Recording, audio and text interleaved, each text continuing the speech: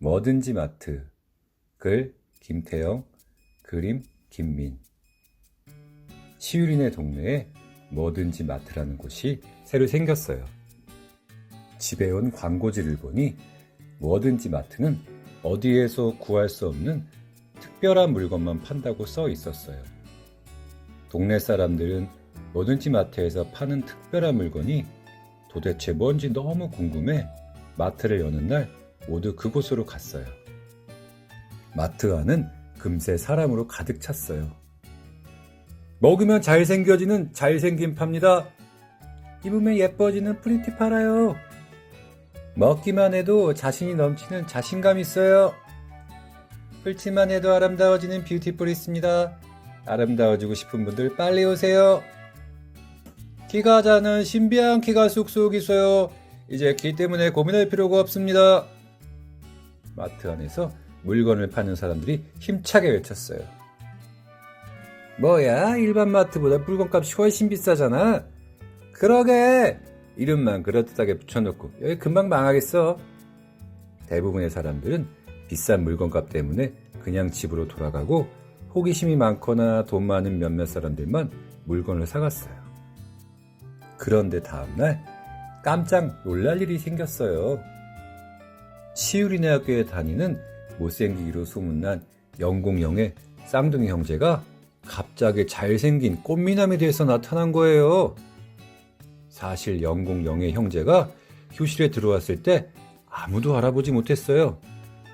선생님조차 전학생이냐고 물어볼 정도였지요. 하지만 둘이 말을 하자 그제서야 두 꽃미남이 영공영의 형제인 걸 알게 되었어요. 둘이 성형수술했어? 모두가 호기심을 갖고 물어보자 형제가 대답했어요. 아니, 뭐든지 마트에서 산 잘생김을 밥에 싸먹었더니 이렇게 됐어. 학교가 뒤집어졌어요. 신기한 일이 생긴 건 영공영의 형제뿐만이 아니었어요. 7반 지수는 뭐든지 마트에서 산 프리티 티셔츠를 입어서 아이돌처럼 예뻐졌고, 항상 주눅 들어있던 2반 영만이는 마트에서 산 감을 먹고 자신감 덩어리가 되어 있었어요. 학교가 끝나자 아이들은 부모님께 휴대전화를 걸었어요. 물론 아이들의 휴대전화도 여기저기서 울렸어요. 뭐든지 마트에 관한 소식이 학교만 전해진 게 아니었거든요. 동네 사람 전체가 뭐든지 마트로 쏟아져 들어갔어요. 한바탕 난리가 났어요. 사람들은 잘생김, 프리티, 뷰티풀, 키가 쑥쑥, 자신감, 미성, 총명탕 등 외모와 성격, 목소리, 지능이 좋아지는 물건들을 서로 사기 위해 몸싸움도 벌였어요. 질서를 지켜 구입해 주십시오. 뭐든지 마트에는 부족한 물건이 없답니다. 마트 사장님이 말을 하자 그제서야 마트는 차분해졌어요. 언제든지 물건을 살 수 있다는 말에 안심이 되었거든요. 처음에는 자신들이 부족하다고 느끼는 한두 가지 물건만 사용했어요. 얼굴에 불만이 있던 사람들은 잘생김이나 프리티를 사갔고, 키가 작은 사람들은 키가 쑥쑥을 다려먹고 키가 자랐어요. 앞에 나서길 힘들어하는 사람들에게는 자신감이 최고였어요. 그 감을 먹은 후로 두려운 게 없었거든요. 하지만 사람들은 한두 가지로 만족하지 못했어요. 모든 면에서 완벽해지고 싶었죠. 사람들은 점점 뭐든지 마트에 중독됐어요. 거기서 파는 물건이 하나라도 없으면 불안하고 뒤처진 사람처럼 생각되었어요. 뭐든지 마트가 생긴 후로 학교와 거리는 완전히 달라져 있었어요. 텔레비전 속에서나 보던 멋진 사람들로 가득했고, 쓰러져 가던 집이나 상가들도 뷰티풀을 발라놓은 덕분인지 아름다워졌어요. 시유리도 달라진 모습으로 학교에 갔어요. 교문에 들어섰는데 모두 똑같이 생긴 어른들이 서서 인사를 해주었어요. 얘들아, 어서 오렴. 오늘도 즐거운 하루 보내세요. 시유리도 인사를 했지만 교문에 서 있는 선생님이 누구인지 알 수 없었어요. 아름다운 목소리를 내게 해준다는 미성원에서 잠을 자선지 목소리도 거의 똑같았어요. 교실에 들어가서도 마찬가지였어요. 안녕! 아이들하고 인사를 했지만 다 똑같은 외모와 목소리 때문에 누가 누군지 알기 힘들었어요.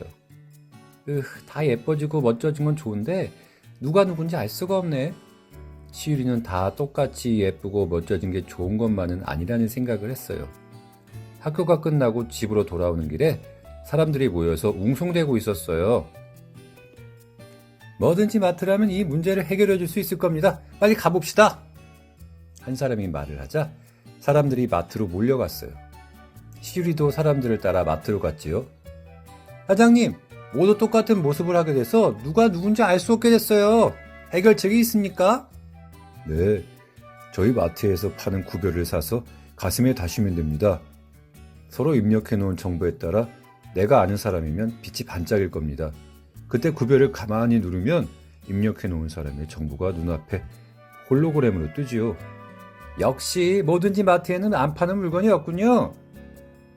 마트 사장님이 사람들의 질문에 대한 해결책을 말하자 사람들은 기뻐하며 구별을 모두 구입해 집으로 갔어요.